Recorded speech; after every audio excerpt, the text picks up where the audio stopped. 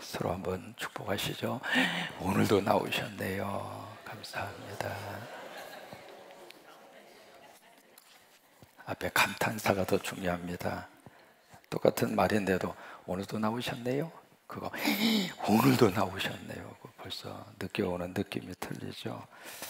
오늘 13절에 보시면 15절에 보시면 잔치라고 하는 단어가 기록이 되어 있습니다. 15절에 보시면 고난받는 자는 그날이 다 험악하지만, 여기 이제 고난이라고 하는 것은 어떤 육체적인 그리고 유부적인 고난, 그것도 의미하고 있습니다만은 지금 이 15장 전체의 말씀에 쭉 흐르고 있는 중요한 포인트가 마음입니다.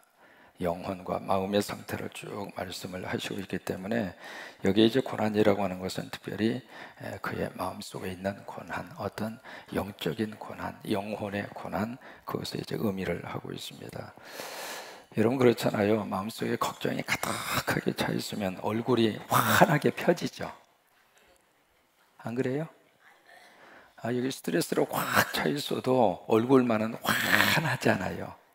여러분 그렇게 들 수 있어요, 없어요? 네, 사람은 속일 수가 없습니다. 말은 속일 수 있을지 몰라도 사람의 얼굴의 표정은 속일 수가 없는 거예요. 그래서 여기가 천국이면 얼굴도 감출 수 없을 정도로 천국이 돼요. 오늘 찬양하신 우리 장로님들의 얼굴의 표정 보세요. 천국이잖아요. 벌써 연습하면서 천국이고, 준비하면서 천국이고, 찬양하면서 천국이고, 아멘 안 하시기로 작정하셨잖아요. 그러니까 여기 이제 마음의 고난이라고 하는 것은 바로 그것을 의미를 하고 있습니다. 참 하루하루 살면서 왜 그래도 스트레스를 그렇게 많이 받고 많이 주고 있는지, TV를 보면서도 스트레스 받을 일이 참 많고요. 열받칠 일이 보통 한두 가지가 아닙니다. 여러분 어떤 일이 있어도 아버지 집에 와서는 은혜 받으셨으면 좋겠어요. 아버지 집에 오셔서는 열받지 않았으면 좋겠어요. 우리가 하나님으로부터 받는 것은 참 좋아요. 그러나 사람과의 관계 속에서의 어떤 열받치는 일들은 가능한 한 어떻게 했든지 좀 듣게 받도록. 근데 그런 스트레스가 우리 가슴 속에 가득히 그렇게 쌓여지게 되면 하루하루 사는 그 자체가 험악할 수밖에 없다고 하는 거예요. 근데 그 다음에 15절 뒷부분에 보시면 마음이 즐거운 사람, 성령님이 그 안에 가득하게 채워져서, 이것은 하나님이 주시는 즐거움이거든요. 땅에 주는 즐거움이 아니고요, 성령께서 주시는 즐거움이고, 은혜를 통해서 주시는 즐거움이고, 말씀을 통해서 주시는 행복이고, 그것이 마음속에 가득한 사람은 어떤 삶을 사느냐면 잔치를 하는데, 어떻게 잔치하느냐면 항상 잔치한다. 잔치를 영어로 말하면 파티한다 그 말이에요. 오늘도 파티하고, 내일도 파티하고, 모레도 파티하고, 아침에도 파티하고, 새벽에도 파티하고, 매일매일이 그 인생 자체 속에 너무 즐거운 잔치와 같은 그런 파티하는 인생이 될 것이라, 바로 그거예요. 여러분, 그런 인생을 살아갈 수 있다면 그처럼 행복한 게 어디가 있어요? 여러분, 이 복이 오늘 여러분 가운데 충만하시기를 주의 이름으로 축원합니다. 성경에 잔치라고 하는 단어가 60번 나옵니다. 예수님이 가장 먼저 오셔서 요한복음 2장에 어디에 가셨느냐면 잔치하는 집에 주님이 가셨어요. 혼인잔치. 거기에 예수님이 초청을 받아서 가시잖아요. 그러니까 바로 잔치라고 하는 바로 그것이 주님과 하나님 나라와 성령과 깊은 관계를 가지고 있다 그 말이죠. 여러분, 예수님이 있는 곳에 하나님의 거룩한 역사와 잔치가 있다 그 말이에요. 천국을 두 가지로 비유합니다. 첫째는 왕의 잔치로 비유하죠. 왕이 큰 잔치를 배설을 하고 여기저기 많은 사람들을 초청을 하잖아요. 그래서 이제 다 준비가 돼서 종을 보내서 다시 오도록 그렇게 전달을 하는데, 한결같이 다 그것을 거절을 하잖아요. 그래서 결국 이 주인이 화가 나서 길거리에 그냥 허약한 사람, 그리고 병든 사람, 핑계할 수 없는 사람을 다 모아서 그 잔치집에 다 자리를 채울 수 있도록, 그런데 그렇게 노력을 했지만 그 집이 아직도 비어 있더라.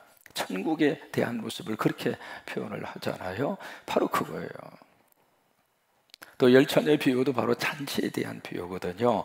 그래서 이 천국을 특별히 이 파티, 잔치하고 깊은 관계성을 가지고 있는 이유가 있습니다. 잔치에는 세 가지 요소가 있습니다. 첫째는 잔치에는 사람이 있습니다. 여러분, 사람이 없는 잔치집 보셨어요? 어느 잔치집을 가든지 애기 돌이든 아니면 무슨 뭐 생일 잔치든 결혼식 잔치든 사람이 몰려들어요. 하나님의 나라는 사람이 몰려들어야 하나님의 축복입니다. 우리 성광교회 안에 많은 영혼들이 주님 앞으로 몰려들었으면 좋겠어요. 옆에 있는 교회 뺏어오지 말고, 그쪽 교회 교인들은 잘 나가라고 그러고, 여러분 전도하다가 어느 교회 나가요, 잘 나가고 있습니다, 그러면 그 교회 나가라고 그래요. 우리 교회 오라고 하지 말고. 왜? 우리 교회는 우리 교회대로 귀한 생명들을 주님 앞으로 초청하면 되니까. 그래서 잔치하는 집은 그렇게 사람이 몰려오는 것이 잔치의 특징입니다. 두 번째, 잔치하는 곳에는 먹거리가 그렇게 많습니다. 가장 낭패가 어느 낭패예요? 사람들은 있는데 잔치상에 음식이 떨어지면 그처럼 낭패가 없어요. 그래서 이제 잔치하는 집에는 먹거리가 그렇게 풍성해요. 하나님 나라의 잔치에는 먹거리가 풍성합니다. 왜요? 하나님의 말씀을 통해서 먹거리를 주시고, 찬양을 통해서 먹거리를 주시고, 기도를 통해서 먹거리를 주시고, 사랑을 통해서 먹거리를 주시고, 그래요. 그래서 잔치집이에요. 세 번째로, 잔치하는 집에는 흥이 있습니다. 그래서 흥이 있는 곳이 바로 잔치하는 집의 특징이거든요. 여러분이 기독교를 가르쳐서 그래서 잔치집이라고 표현을 하는 거예요. 한국에 오랫동안 선교하신 선교사님이 한국 사람의 특징을 세 가지로 이야기합니다. 뭐냐면 불교는 초상집 같고, 유교는 제사집 같고, 기독교는 잔치집 같다. 그래, 그 특징이 제대로 잘 이렇게 묘사를 했다고 봐요. 여러분, 불교를 가만히 이렇게 보세요. 불교를 가만히 보면 불교에 있는 그 집에는 별로 그렇게 웃음소리가 터지지 않습니다. 유교도 마찬가지고요. 근데 기독교에 있는 곳에는 교회에 가면 성도들이 헛되이 쓰든지 그냥 새벽부터 헛되이 쓰든지 웃음소리가 터져요.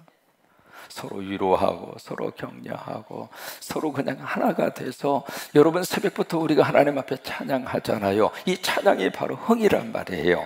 하나님 앞에서 너무 귀한 찬양을 올려드리는 이 자체가 흥이거든요. 잔치하는 집의 특징이에요.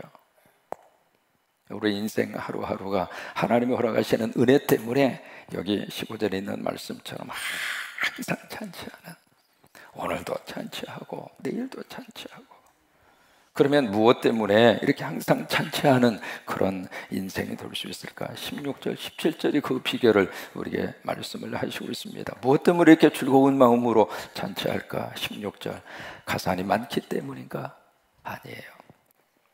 재산이 많기 때문에 잔치하고 재산이 많기 때문에 여기에 파티를 하는가? 그게 아니라 그 말이에요.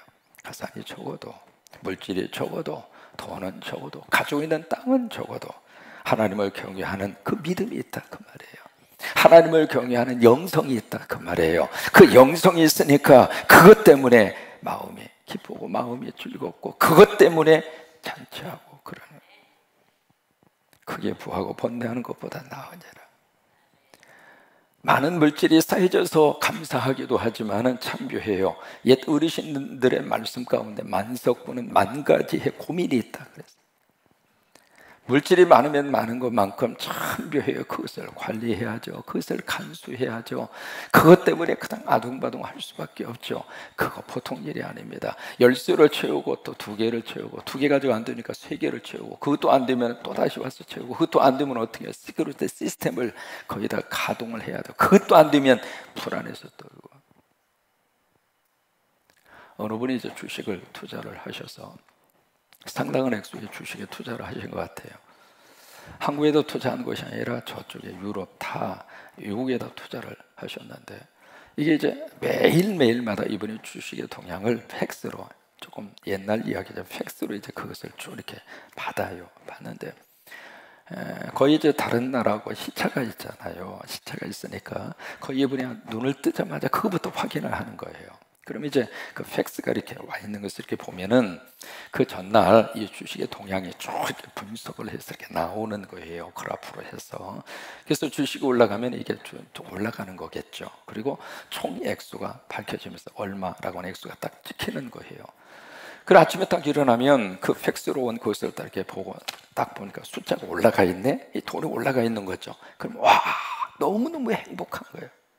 세상에 내 돈 올라갔다, 내 주식값 올라갔다. 그래서 너무 행복한데 그 다음날 새벽에 딱 일어나서 보면 공이 또 몇 개 없어졌어. 이 주식이라는 게 완전히 롤러코스터를 타는 거거든요. 그래서 이제 바닥을 쳐서 주식이 팍 떨어지니까 자기의 총 투자한 액수의 돈이 팍 떨어졌죠. 숫자가 줄어든 거예요. 그 숫자를 딱 보고 세상에 그때부터 완전히 기분 잡치는 거예요. 하루 종일 신경이 날카로워져. 그런 생활을 몇 년을 반복을 합니다. 그러다가 무슨 생각이 딱 들었느냐면 내가 지금 아침마다 종이 보고 지금 뭐하고 있냐. 그래서 말하세요. 내가 쓴 돈만, 크게 한번 하세요. 내가 쓴 돈만 내 거다. 맨날 아침마다 이 숫자를 보고 숫자가 좀 늘어나면 숫자가 좀 줄어들면 내가 지금 뭐하고 있느냐. 그래서 이제 그 다음부터 좀 생각을 바꾸었다고 하는, 여러분 오늘 우리들에게도 그런 게 좀 필요한 그런 시대를 우리가 살고 있습니다. 하나님의 복을 받아서 우리가 크게 부하고 하나님이 물질도 주시고 소유도 하나님이 넉넉하게 하시고 그것도 하나님이 허락하시는 큰 은혜이고 축복이에요. 근데 이 세상적인 물질과 부가 우리에게 또다시 가져다 주는 것이 있습니다. 걱정과 염려를 동시에 수반한다고 하는 거예요. 그래서 어떻게 하면 우리들이 순간순간 하나님의 은혜 안에서, 왜요? 지금 여기에서 감사하고 행복하게 살지 못하는 사람은 내일 환경이 바뀌어져도 행복하게 못 살아요. 오늘 웃을 수 있는 사람이 내일도 웃을 수 있는 거예요. 형편이 좀 나아지면 그때 가서 우리가 행복하게 살겠습니다. 안 그래. 여기서 하나님의 은혜를 생각하고 오늘 여기서 나 참 감사하다, 나 참 오늘 하나님의 은혜 가운데 복되다, 그 생각과 그 은혜를 가지고 사는 사람이 내일도 하나님이 복을 주시면 그것을 또 누릴 수 있는 사람이지, 오늘 누리지 못하는 사람은 내일도 모레도 못 누린다 그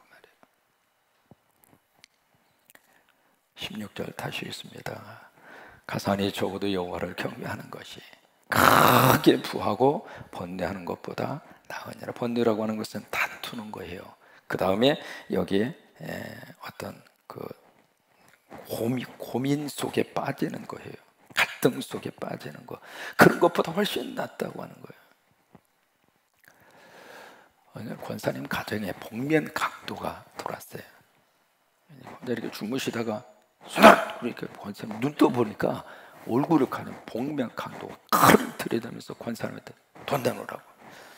근데 마치 권사님이 좀 대가 센 권사님이야. 보통 양반한테 걸려들은 게 아니야. 권사님이 침착하게, 웬일로 우리 집에 오셨나이까? 웬일로 우리 집에 신방을 오셨습니까? 그러니까 이 강도가 자기가 더 놀란 거예요. 그쪽이 놀래야 되는데 자기를 향해 담대하게 그러니까. 그래서 이제 강도가 자초지종을 이야기합니다. 아주 순수한 강도였나 봐요. 사실 교도소에서 출소했는데 갈 데도 없고 할 것도 없고, 그래서 어떻게 고민하다가 손수레 하나라도 내가 사면 그거 가지고 성실하게 장사를 해서 나 그렇게 먹고 살고 싶은데 그 돈마저 없어서 어떻게 하다 보니까 여기에 왔습니다. 그러니까 그러냐고, 나 지금 어느 교회 권사라고 참 자기의 소속이 분명히 밝히는 거예요. 그러니까 이 강도도 자기도 소속을 밝혀야지. 그래서 이제 오손소손 이하다 보니까 복면에 뜬 것을 벗고 권사님이 손을 딱 잡더니 하는 말이, 이 젊은 사람아, 이 짓 하고 살면 되는가? 그 손수레가 내가 줄 테니까 다시는 이런 짓 하지 말고 성실하게, 그리고 교회도 콩 나가고 그게 살아. 이 강도가 은혜 받은 거예요. 그래가지고 은혜를 받고 너무 고맙다고 감사하다고 세상에 그 강도가 간절을 하는 거예요. 이제 권사님이 알았다고 이제 가라고, 빨리 가야지. 신방 오래 있으면 아직 불안하잖아요. 빨리 가라고. 알았다고. 그러니까 이 권사님 밖에까지 나와가지고 추운 겨울에 감기 걸리지 말고 잘 가라고 밖에까지 와서 권사님 배웅을 하는 거야. 그러니까 이 강도 씨가 와, 세상에 어떻게 나를 밖에까지 와서 그렇게 배웅을 하고 술에 살 수 있는 돈까지 주고 너무 고마워서 빠이빠이 하고 가는데, 강도가 딱 두드려서 가자마자 파출소로 가서 신고를 해버린 거예요. 우리 집에 강도 들어왔는데 지금 저희 가고 있다. 신고를 하니까 가서 파출소에서 경찰이 출동을 해서 강도를 잡았죠. 잡아가지고 딱 이제 대질 딱 저기 하는데, 그 권사님을 딱 보는 순간 그 강도의 얼굴의 표정에 묘한 표정을 짓는 거예요. 조금 전만 하더라도 그렇게 감사 하나 주고 그렇게 감동을 주고 그렇게 하시던 교회 권사님이라고 하는 분이 그러면서 이제 끌려가는 거예요. 그래서 이제 돈은 찾았죠. 바로 거기서 바로 잡았으니까 수레값으로 주었던 그 돈은 찾았지만 참 묘하게도 믿음의 영성은 없어진 거예요. 여러분, 사람이 이렇게 물질에 이렇게 연연합니다. 그렇게까지 했으면 차라리 그 돈 하나님 앞에 헌금했다고 생각하고 주었으면 한 사람을 살려내지 않았을까? 우리가 신앙생활 하면서 이 물질 문제처럼 우리를 너무 힘들게 하는 게 없어요. 지지난주에 있었던 그 돈 10만 원이 뭐라고? 그 10만 원이 뭐라고? 억가심정 가지고 거기다 불질러 버려서 그 뭐냐고 그게. 어떻게 하면 우리가 이 물질로부터 어떻게 하면 하나님의 은혜를 받아서 이것을 좀 이렇게 그 벗어나고 살아갈 수 있어요. 이거요 평생 우리가 싸워야 될 문제예요. 16절 다시 읽습니다. 가산이 적어도 여호와를 경외하는 것이. 하나님을 경외한다, 그 이야기는 바로 뭐냐면 하나님에 대한 지식이 생긴다 그 말이에요. 그러면 하나님에 대한 지식, 그 지식이 어떤 지식일까? 여러분, 바로 이거예요. 하나님에 대한 지식이 생긴다. 그 지식이 바로 무엇일까? 하나님은 나를 사랑하신다. 가장 중요한 신학의 지식이에요. 한번 해보실까요? 하나님은 나를 사랑하신다. 그게 가장 중요한 신학적 지식이에요. 그거 모르는 사람은 하나님 경외하고 있는 것이 아니에요. 그게 가장 중요한 성서를 통해서 우리가 배워야 될 가장 중요한 신학적인 지식이에요. 형하고 동생하고 막 싸워요. 싸우면서 이 형은 말도 잘 듣고 공부도 잘하고 착하고, 이 동생은 맨날 말썽만 피우고. 그러니까 이 형이 야 이놈아, 아빠가 너 사랑하는 줄 알아 이놈아? 응? 말도 안 듣고 공부도 안 하고 말이야, 맨날 말썽만 피우고 말이야, 아빠는 너 사랑 안 해 이놈아. 그러니까 동생이 에이 형 그런 말 하지 마. 그래도 나도 아빠의 아들이잖아. 그러니까 아빠가 나 분명히 사랑할 거야. 그러면서 이제 형하고 동생하고 막 싸우는 거예요. 지금도 싸우고 있대. 막 싸우고 있으니까 그것을 가만히 안방에서 듣고 있던 아버지가 방문을 팍 열면서 참 인상적인 말을 합니다. 뭐라면, 야 이놈아, 착하게 사는 놈은 말이야 내가 기쁨으로 사랑을 하는 것이고, 말썽 피우는 네 놈은 내가 아픔으로 사랑하는 거야 이놈아. 또 말을 빨리 했나요? 기쁨으로 사랑을 하든 아픔으로 사랑을 하든 자식은 사랑하더라 그 말이에요. 고난 속에서도 하나님은 우리 사랑하세요. 아픔으로 사랑하시는 거예요. 눈물로 사랑하시는 거예요. 왜 그 고난 안 받아도 됐는데 죄를 짓다가 보니까 그 고난을 지금 받고 있는 고난이 있거든.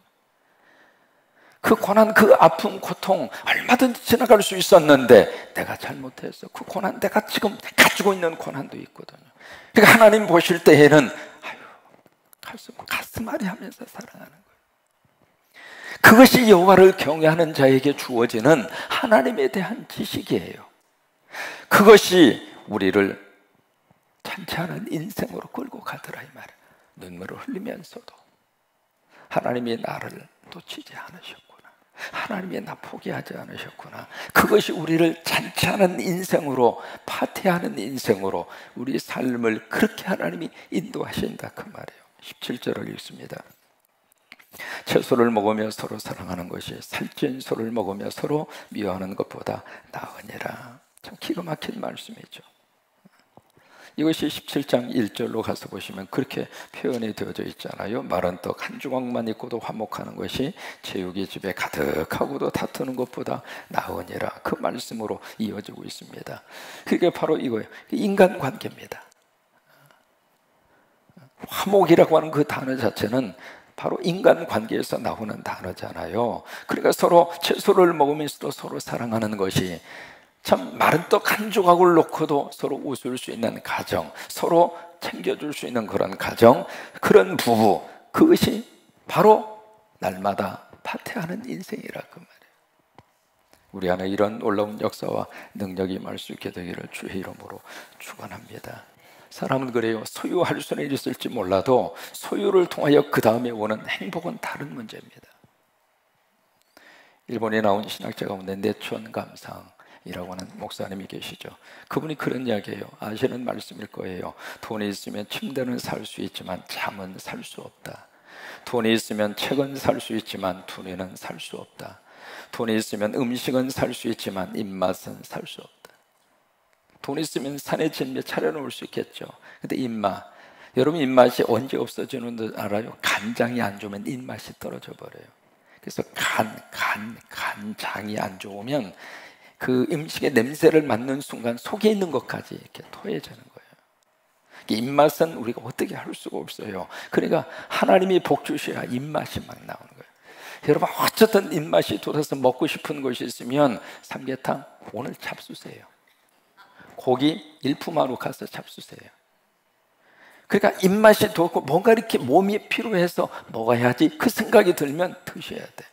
돈 없으면 010-7270-3338로 전화해서 목사님 나 먹고 싶으니까 알아서 하세요. 알아서 하지 가만히 있겠어요. 그러니까 입맛이 있으면 드셔요. 돈이 있으면 장식품은 살 수 있지만 아름다움은 살 수 없다. 돈이 있으면 약은 살 수 있지만 건강은 살 수 없다. 돈이 있으면 사치스러운 생활은 살 수 있지만 교양은 살 수 없다. 돈이 있으면 유흥은 살 수 있지만 행복은 살 수 없다.